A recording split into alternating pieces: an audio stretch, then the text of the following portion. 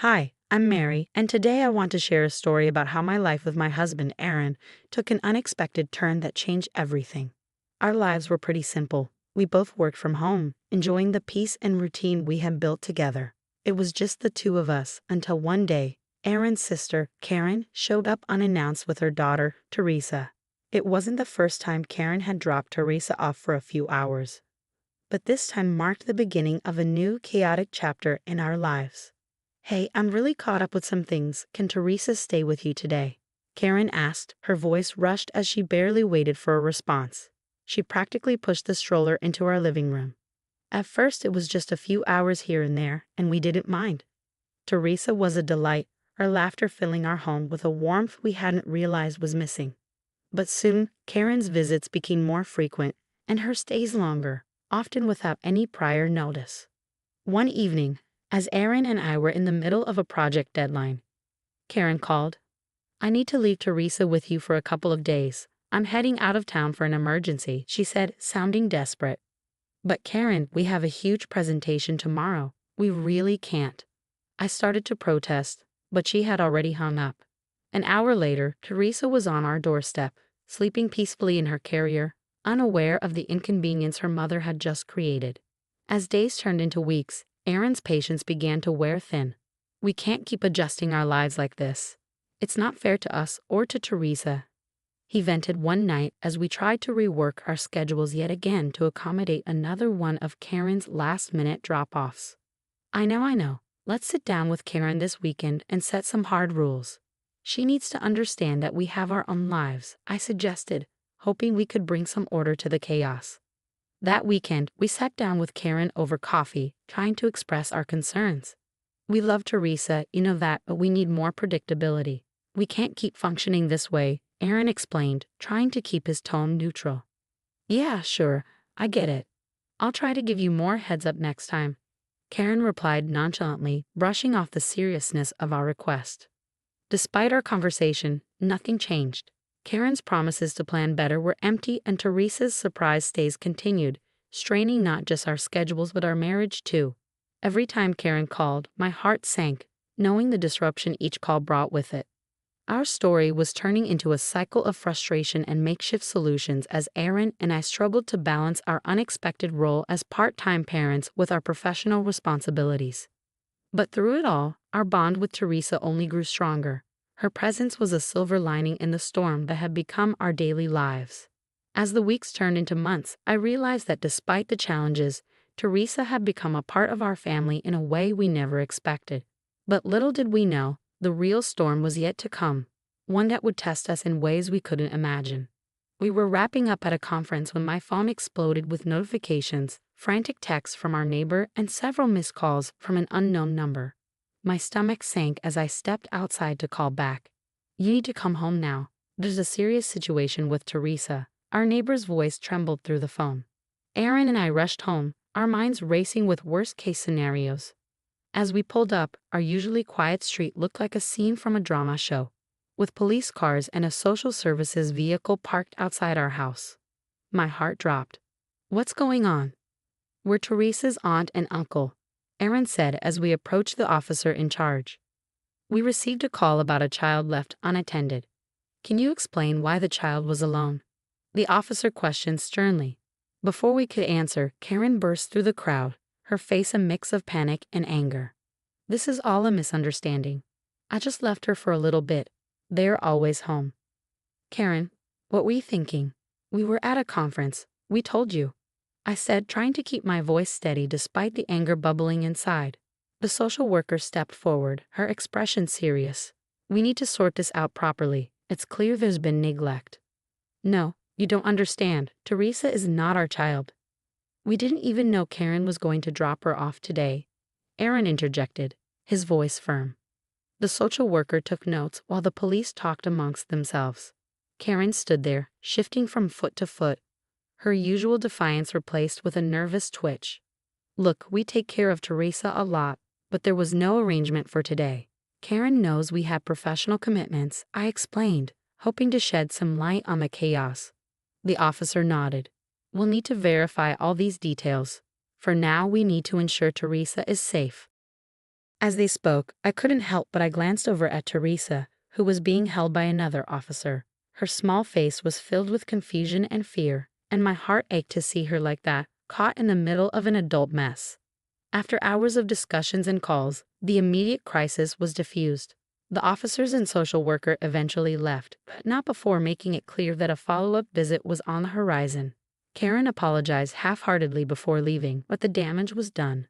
I can't believe she just left Teresa like that. What if something had happened? Aaron said, his face etched with worry after everyone had gone. We need to do something, Aaron. We can't let this happen again. Teresa could have been seriously hurt. I replied, my mind racing with the implications of the day's events. Yeah, we need legal advice. We have to protect Teresa, and frankly, ourselves too. This can't go on, Aaron agreed, his usual calm demeanor replaced by a resolve I hadn't seen before. As we settled back into the quiet of our home, the events of the day replayed in my mind. It was clear that our informal arrangement with Karen had to end. For Teresa's sake, and for our peace of mind, we needed a solid plan, one that would ensure her safety and our legal protection. But as I watched Teresa sleeping peacefully in her temporary crib, unaware of the turmoil around her, I knew this was just the beginning of a long and complicated journey. We need to talk about Teresa's future, Aaron said as we met with a family lawyer the following week. We're considering foster care or even adoption if that's what's best for her. The lawyer nodded as she sorted through some papers. Given the circumstances, fostering is a viable option, but you'll need to start the process formally. There's a lot involved: home visits, background checks, and several court dates. Whatever it takes, I replied, determination settling in. The thought of Teresa being anywhere but safe was unbearable. Meanwhile, Karen's visits dwindled as her own issues mounted. When she did show up, the tension was palpable. Why are you doing this? You're trying to take my daughter, Karen accused during one of her increasingly rare and heated visits. It's not about taking anyone. It's about what's best for Teresa. You're her mother, Karen, but you can't even tell us when you'll pick her up or drop her off. Aaron countered, frustration bleeding through his measured tone.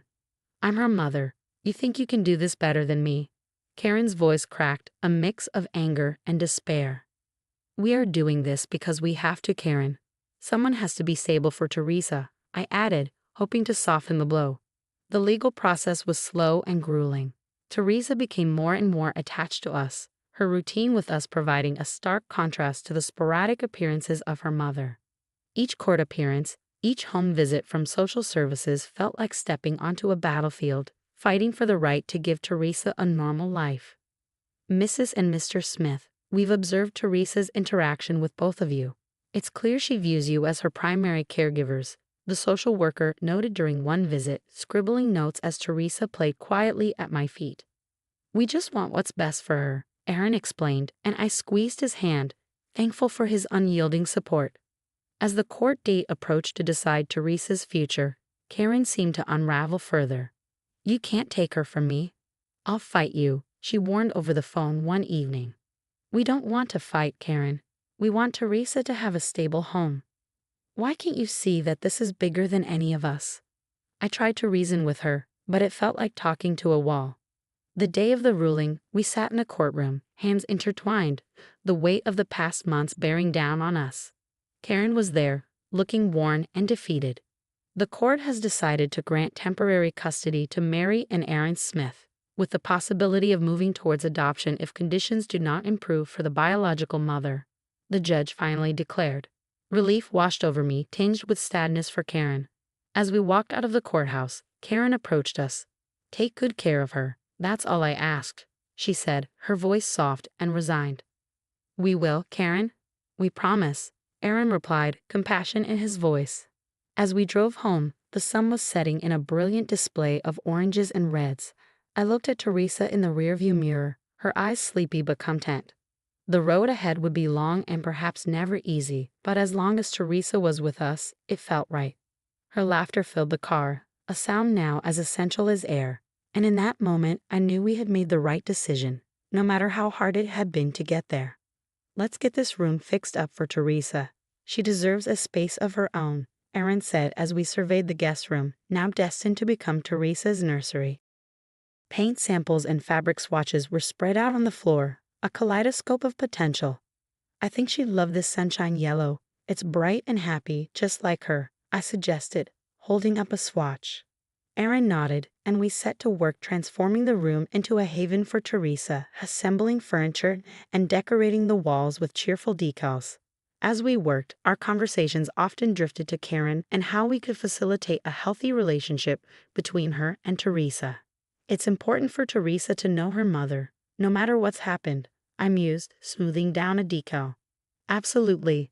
I'll reach out to the social worker and set up a schedule for supervised visits. We need to ensure it's structured and safe. Aaron agreed, his voice firm but thoughtful. The first supervised visit was set for the following week at a local park. Karen arrived looking nervous but hopeful. Teresa ran toward her, a small giggle escaping as she flew into her mother's arms. "It's good to see you, Teresa," Karen whispered, hugging her tightly. "I've missed you so much." "We've set up some ground rules, Karen. It's important that these visits are positive for Teresa," I said, watching them closely. "I understand. I don't want to cause any more trouble. I just want to be part of her life, even if it's like this," Karen replied, her eyes not meeting mine. As they played, Aaron and I discussed our approach moving forward. We should keep these visits regular but always supervised. Maybe over time, we can revisit the terms. Agreed, but for now, we need to keep control, I said, watching Aaron's gaze linger on Teresa and Karen, who were now laughing together. "Let's just see how these visits go. We can adjust as needed," Aaron responded thoughtfully. Over the next few months, the visits became a routine part of our lives. Karen seemed to stabilize somewhat, her interactions with Teresa growing more natural, yet the shadow of past events lingered as a reminder of the boundaries we had set. During one visit, Karen appeared more upbeat than usual. "I've been taking some classes and I'm trying to get a better job. I want to be someone Teresa can be proud of," she shared during a quiet moment. "That's great to hear, Karen. It's good for Teresa to see you working to improve things," I acknowledged, feeling a cautious optimism. As the year progressed, Aaron and I revisited the arrangement. "Do you think we should start allowing Karen a little more leeway with the visits?" I asked one evening, considering Karen's progress. "Maybe," Aaron replied, always cautious. "Let's discuss it with a social worker and see what she thinks. Karen has been doing well, and it might be time to test slightly relaxed conditions." With each step, whether painting a nursery or navigating the complexities of supervised visits, Aaron and I found our rhythm in this new life. Despite the challenges, or perhaps because of them, our family felt stronger, more resilient. Teresa's laughter had become the heart of our home, and every decision, every effort was made to nurture that sound. As we moved forward, cautious yet hopeful, I knew that no matter the complexities of the past, our future was something we could shape into something beautiful, for Teresa and for us. Can you believe how fast Teresa is growing up? She's reading already, Aaron marveled, watching Teresa curled up in a corner of her room, absorbed in a picture book. "It's amazing. She's like a little sponge, soaking up everything," I replied, my heart swelling with pride at her eagerness to learn. At one of our family barbecues, Karen arrived a bit early to help set up, a sign of how much she had changed over the years. "You know, Aaron, Mary, I can't thank you enough for what you've done for Teresa. Seeing her so happy and healthy, it means the world to me," Karen said, handing her a stack of plates to set on the table. "We're glad you're here too, Karen. It's been good for Teresa to have you in her life in a way that's healthy for everyone," Aaron said. "Hey Mom, look what I drew at school today." Teresa ran over, waving a colorful drawing of our family, including Karen. "That's beautiful, sweetie. You included everyone." I praised her, and she beamed with joy. "Yeah, I wanted it to have all the people I love," Teresa explained, pointing at each figure she had drawn. As the afternoon waned, Karen sat down next to me, watching Teresa play with her cousins. "She's really thriving with you. I've been going to therapy, really working on myself. It's not easy, but seeing Teresa like this helps a lot." "It sounds like you're really making progress, Karen. That's great to hear," I responded, genuinely happy for her efforts. "Yeah, I just wish I'd gotten help sooner, but I guess we all come to things in our own time," Karen reflected, her tone tinged with regret, but also hope. As Teresa's birthday approached, I felt a deep sense of fulfillment. Aaron and I had stepped into roles we never planned for, but now I couldn't imagine our lives any other way. We have formed a family, not just through blood, but through choice, love, and patience. Watching our little girl laugh, her life a tapestry of love and resilience, I knew we had done something truly wonderful. Now that our story has reached its conclusion, I have a thought-provoking question for you all. Do you think Karen should have been given a chance to be more involved in Teresa's life earlier, considering her efforts to improve herself? Or did Mary and Aaron make the right decision by waiting until she proved her stability?